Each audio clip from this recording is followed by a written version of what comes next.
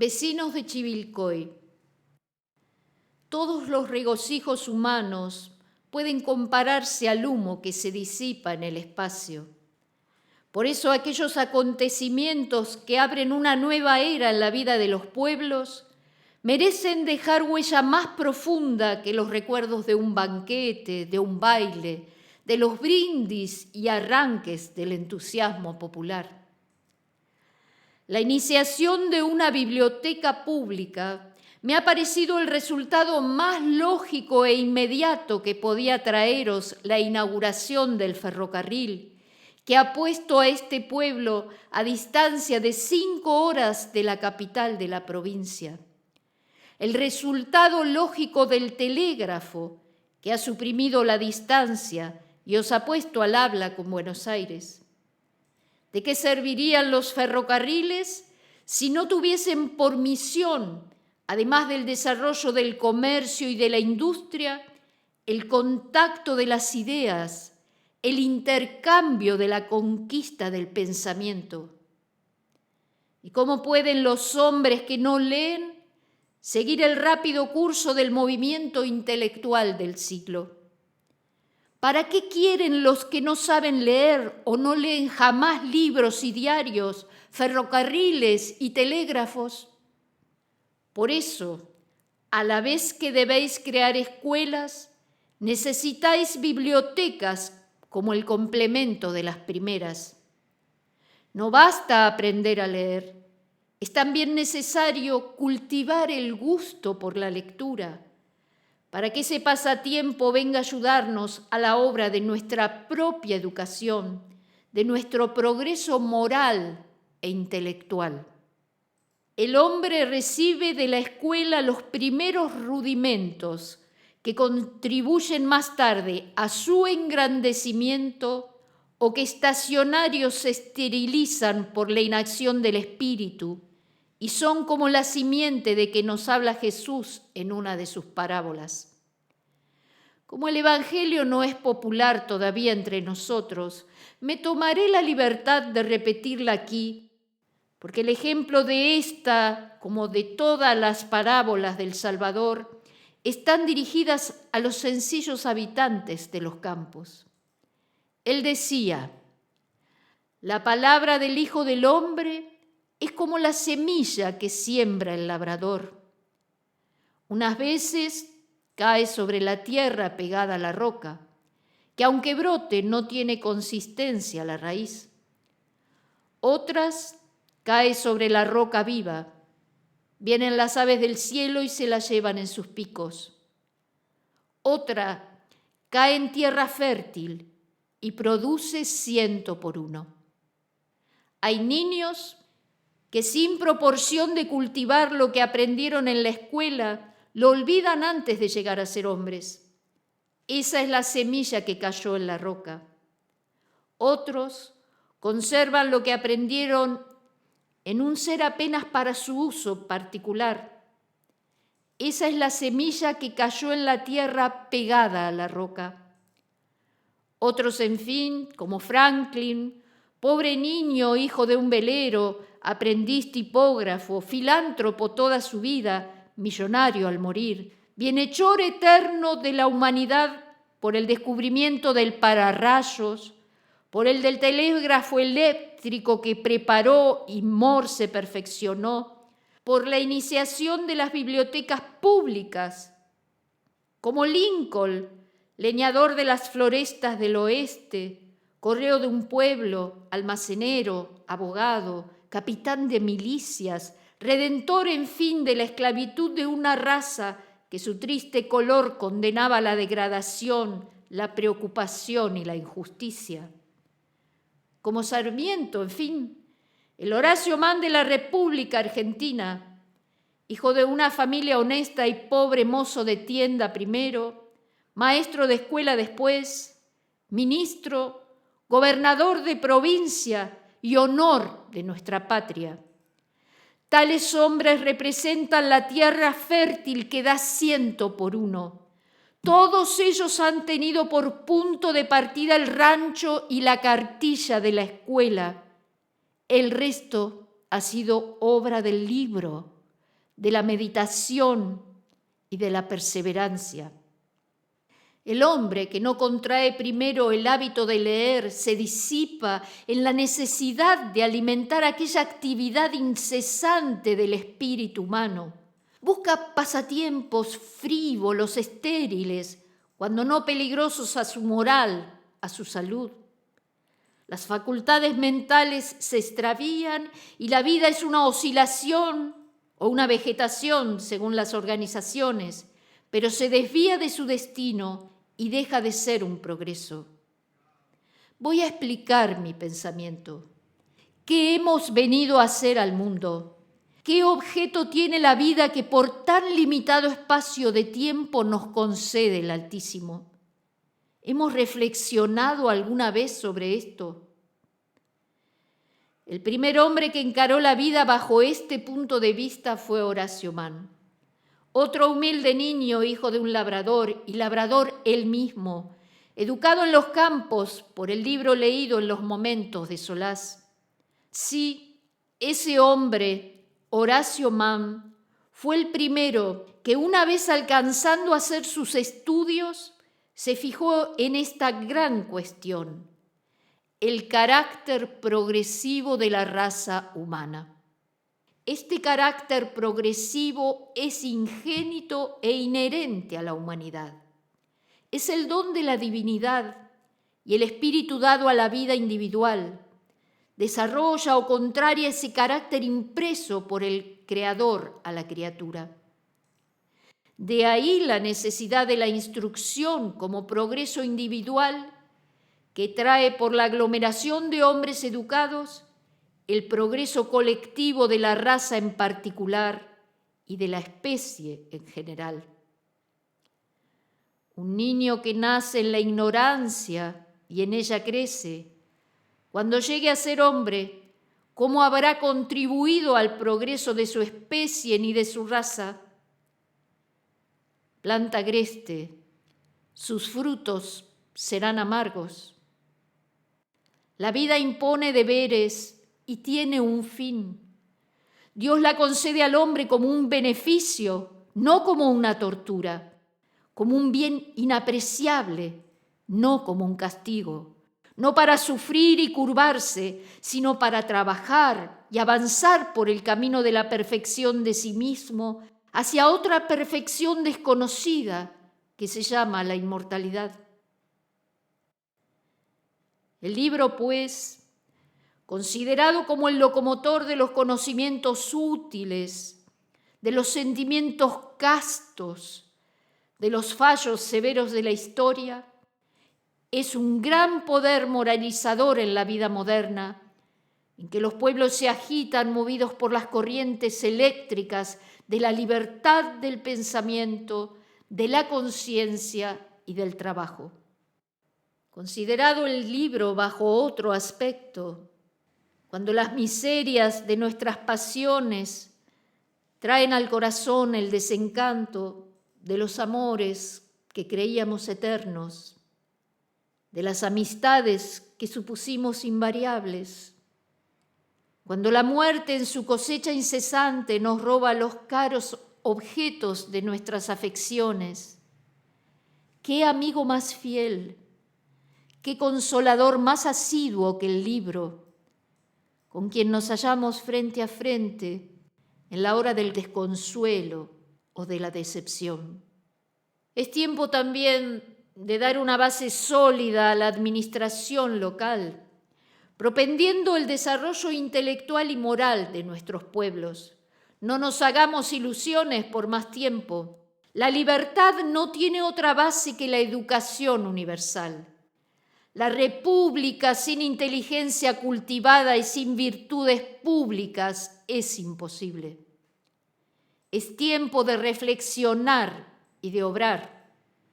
Dios se cansa de soportar los desaciertos de los hombres y de los pueblos. Por eso se dice vulgarmente, Dios consiente y no para siempre.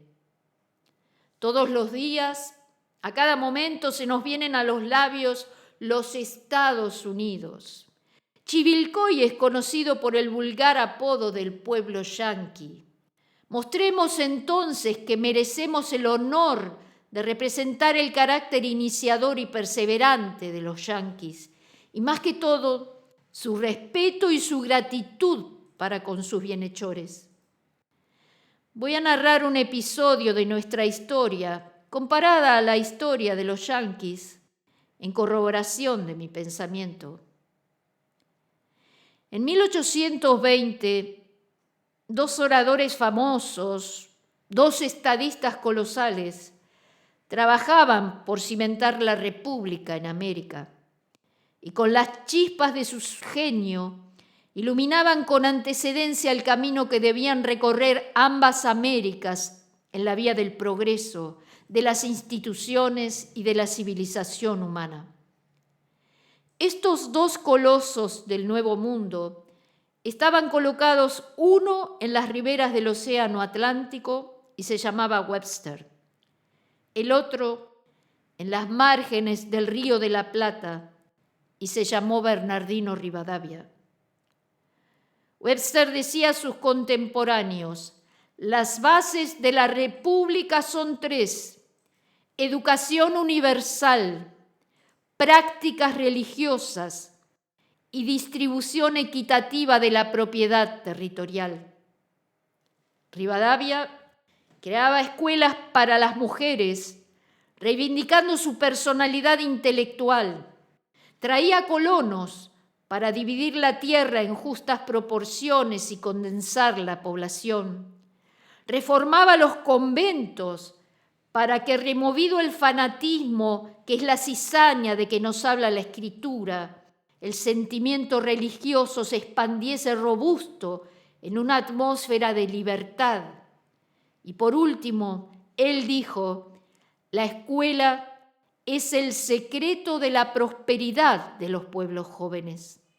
A la vez que en los Estados Unidos se ensayaba aquí el sistema de Lancaster y allá como aquí, el año 25 oyó el Sur-Sur-Conda que emprendían los estadistas norteamericanos y el estadista argentino. ¿Por qué fenómeno desconocido no estamos hoy nosotros a la altura de aquel pueblo, si la misericordia divina nos deparó un guía tan sabio como el que tuvo Norteamérica?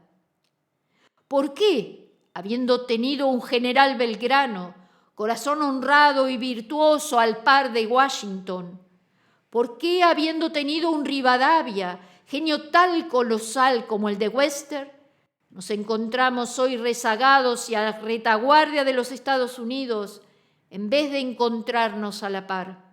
¿Por qué sí? ¿Por qué? Voy a decirlo. Los americanos creyeron la palabra de Webster, acataron y amaron a Washington, y aún hoy día se venera su memoria y se cumplen sus preceptos. Nosotros no reparamos en estas sublimes palabras de Belgrano. La virtud se compensa a sí misma.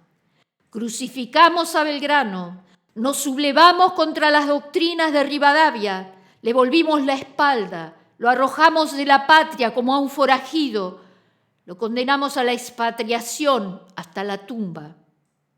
¿Y cuáles han sido los resultados de la creencia en el genio y el respeto de la virtud allá, del desprecio a la virtud y la persecución al genio aquí? ¿Cuáles han sido los resultados de conducta tan opuesta? Allá el progreso y la felicidad nacional, la libertad afianzada, la república en el apogeo de su esplendor. Aquí, la guerra civil, la tiranía de 20 años azotándonos y hoy la rápida degradación de nuestra raza, a punto de correr el riesgo de desaparecer el gobierno republicano, porque los resortes del sistema representativo no juegan, no hay electores y los tribunos elegidos están para convertirse en asalariados, en mercanchifles, porque los deberes de la ciudadanía son pesados y los derechos despreciados por inútiles. Paremos al borde del abismo. Hay una tabla. Esa tabla esa ancla, esa rama providencial es la educación universal, no la escuela gratuita, no la escuela comunal, la escuela común, la educación de todos costeada por todos, la biblioteca de todos, por todos y para todos, la caridad cristiana en acción, la enseñanza mutua por la palabra hablada y por la palabra escrita, el cumplimiento del precepto religioso y de la libertad civil. Amaos mutuamente, enseñaos mutuamente toda noción benéfica y pura. Voy a la ciudad a pedir libros para la biblioteca de Chivilcoy y a los vecinos de este pueblo les confío no mi pensamiento, sino su propio interés. Dejo a las damas de Chivilcoy, mejor dicho, a las madres, el cuidado de ayudarme en esta empresa por el bien de su localidad y por su propio interés. La mujer es un mito en la humanidad. Dios ha puesto en su corazón el ideal del amor que no existe sobre la tierra. Madre, esposa, amante, ha nacido para mártir. Su abnegación jamás llega a ser comprendida. Madre, sus hijos le traspasarán el corazón 1000 veces sin sospecharlo. Amante, cuando ella ofrece la esencia divina de su alma, el amante se contentará con la posesión. Esposa, cuántas decepciones la esperan. ¿Qué hombre la elevará tanto en su respeto como sincero y sin límites en su amor? La mujer, pues, no tiene un amigo más leal que el libro. Él será el cómplice y el consolador de sus males.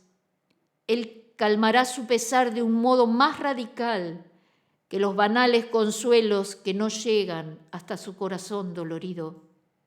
La mujer que lee y ama la lectura luchará mejor contra el infortunio, contra alguno de sus dolores agudos que saben quebrantar las fibras de los corazones más firmes.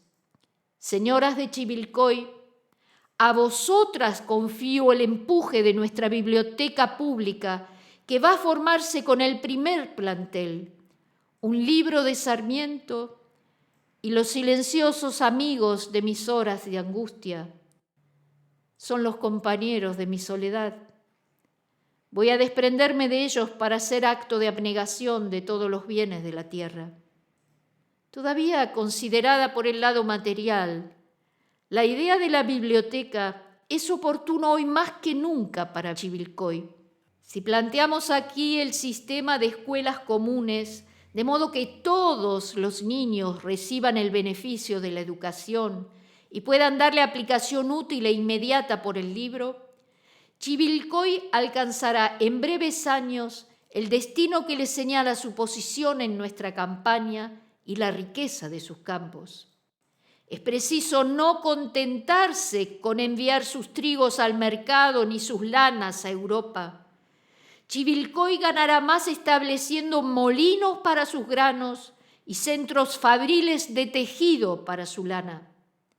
Entonces, ensanchando su comercio por la industria, en vez de simple abastecedor de materia prima, Chivilcoy será industrial también. Pero ese cambio de su modo de ser actual solo tendrá lugar por el intermedio de la escuela común y de las bibliotecas públicas. El hombre iletrado que nada sabe, nada puede producir tampoco. Es menester enseñarlo, educar sus facultades intelectuales, educar sus sentimientos para que después él también a su vez eduque la tierra que produce mejor, eduque sus animales para sacar de ellos mejor partido, del caballo, el manejo del arado, de la vaca, la lechería modelo. Pero lo repito, sin previa educación no hay más que barbarie, estagnación, progreso negativo, y los propios ferrocarriles y telégrafos se esterilizan por la falta de una buena dirección dada al espíritu humano. Hace 8 años, en la introducción de los anales, decía Sarmiento: dentro de 10 años el humo de la locomotora avanzará en los campos desiertos del oeste sin que los habitantes estén dispuestos con antecedencia al manejo de los delicados resortes de la civilización. He aquí la profecía realizada. Ahí tenéis a vuestras puertas el gran beneficio que la viabilidad moderna ofrece al ensanche de la riqueza. ¿Estáis preparados para recibirlo?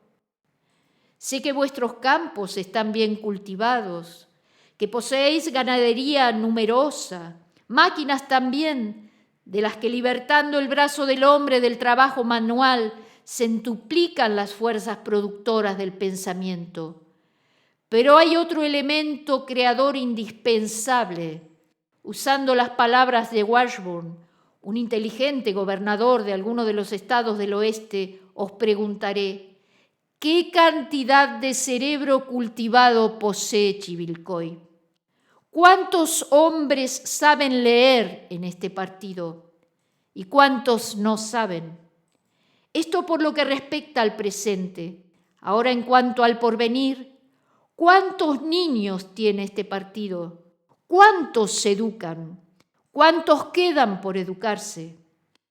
El progreso que anhelamos no tiene otra solución que la cantidad de cerebro cultivado en posesión de cada país. La libertad, ese bello ideal de las almas generosas, esa aspiración ingénita de la humanidad, ¿cómo se alcanza? Todos están de acuerdo en reconocer sus beneficios, todos aspiran a su posesión, hasta con el ardor que consume. Sin embargo, el camino del entusiasmo no es el que conduce a la libertad. Como todos los grandes efectos, la libertad reconoce una causa humilde, pero en la América del Sur, suspirando por el resultado, no se quieren reconocer los medios prácticos de alcanzarlo. No podemos creer ni el testimonio de nuestros ojos. Decimos: si los Estados Unidos prosperan, es la raza. Si son libres, es la índole del origen sajón.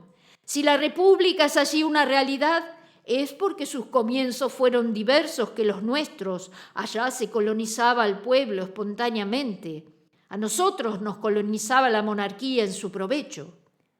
Sin negar todas las desventajas de nuestro origen, tengo la certeza que la obra de los padres peregrinos que fundaron la gran República Americana se habría desvirtuado si los ciudadanos hubiesen descuidado la obra de la educación universal.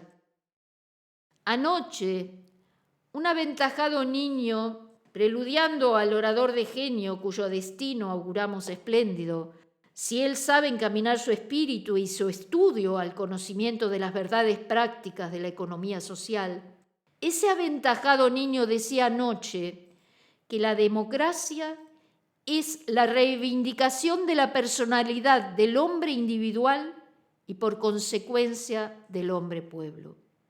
Sí, esto es la democracia en la acepción filosófica del concepto. Busquemos ahora el medio de establecer la individualidad humana en la esfera del pensamiento y de la acción, como fuerza cooperadora del progreso y de la perfectibilidad humana.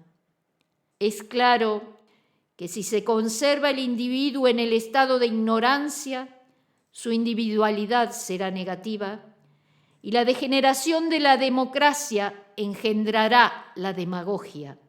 La libertad, por otra parte, señores, no es ni el estridor de las almas, ni el himno de la victoria, ni el rapto del espíritu impulsado por el entusiasmo. ¿Qué es la libertad? En la esfera individual es la tranquila y fuerte posesión de sí mismo, las acciones sujetas al fallo de la razón. las pasiones enfrenadas al poder de la conciencia. Toda vez que desconocemos estas leyes, maculamos nuestra libertad, don del Creador de todas las cosas. La libertad en el pueblo es la soberanía. La soberanía es el ejercicio de los derechos adquiridos por el cumplimiento de los deberes sociales y morales del ciudadano. La libertad individual, como la soberanía universal, requieren, pues, una habilitación previa, sin cuyo concurso ni el hombre será libre jamás, ni el pueblo será nunca el soberano capaz de discutir sus propios intereses, defenderlos y pesarlos en la balanza del buen criterio. La prosperidad y la fuerza de los Estados Unidos vienen de haber considerado temprano la educación como un resorte político de buena administración, como el primer deber del magistrado y la responsabilidad universal de los ciudadanos. Por eso el distrito prepara ciudadanos al municipio, el municipio al Estado, el Estado a la nación, y todas esas responsabilidades tienen hoy una causa común de que carecían ahora 30 años no más. El hogar, la madre, la mujer ilustrada y preparada para un destino superior que los quehaceres domésticos, no estorban ni encadenan, sino que poetizan y subliman. La libertad en la práctica es el pueblo educado por sí mismo, después que la iniciativa de la autoridad le abrió el camino por la prédica incesante y por sabias leyes que le facilitaron con rentas apropiadas la realización de tan inmenso sacrificio. Un pueblo que ignora su pobreza intelectual no puede ser iniciador de su progreso, por la sencilla razón que ignora su desnudez, como no la sospecha el habitante del desierto. El hombre no tiene la conciencia de su propia degradación o de su ignorancia sin que un espejo de refracción no le presente la deformidad de su estado moral o intelectual. Contento con la satisfacción de sus necesidades apremiantes, necesita caminar a la perfección guías iluminadores que lo convenzan de su atraso, de su pobreza, y es esa la misión del gobernante. El gran fin de la política, el ideal de la administración, es la educación universal como base de la soberanía universal. Esta educación universal no tiene otro motor, otro agente más que la escuela común, es decir, escuela por todos y para todos. Lo que difiere de la escuela comunal, que quiere decir escuela costeada por la comuna o la municipalidad. En el dogma de la educación común, el legislador crea por ley fondos especiales destinados a responder a los gastos de la educación del pueblo, como propietario de la tierra que ocupa y soberano destinado a gobernarse a sí mismo. La ley establece además la responsabilidad de todos los ciudadanos por su propia educación y la de sus hijos y conciudadanos. Como se ve, esta no es precisamente la enseñanza compulsatoria, sino el reconocimiento de un deber impuesto por la vida y cuya práctica envuelve estas dos ideas eslabonándolas, el hombre libre y responsable. Esa responsabilidad trae el impuesto voluntario, la cotización entre sí para educarse juntos, por la escuela primero, por el libro después. Cuando en cada uno de los estados de la Unión se afirmó la escuela común, el segundo paso de la legislatura fue ordenar la creación de una biblioteca en cada distrito. Después, la difusión de la lectura ha sido tal que se han dotado de bibliotecas las escuelas, los hospitales, las cárceles. Yo misma, visitando la penitenciaría de Pensilvania, he estado en su biblioteca. La universalidad de lectores y de personas que saben escribir ha producido ese consumo asombroso de libros, de papel, de tipos y ese ensanche fabuloso de las rentas del correo. Réstame ahora hablaros de la realización de la biblioteca pública que yo denominé antes de ayer Biblioteca Sarmiento. Fue un deseo aislado que no viene con el carácter de imposición. El pueblo de Chivilcoy y su vecindario resolverán como mejor encuentren. Entremos al terreno de la realidad. Todas las bibliotecas conocidas se han fundado por donativos especiales o por asociaciones. Lo que yo propongo tiene por primer plantel un libro que Sarmiento me encarga ofrecer a Chivilcoy como óvulo de la inauguración de su vía férrea y los volúmenes de mi uso que he ofrecido. El señor ministro de Gobierno, el inteligente y simpático doctor Avellaneda, aceptó la idea y ofreció libros. Chivilcoy, por las simpatías que tiene en Buenos Aires, recibirá pues otras muchas donaciones y su vecindario, como el primer interesado, contribuirá, lo espero, con mucho calor. Pero ante todo es necesario organizar recursos, asociación que secunde el pensamiento y lo torne en realidad latente.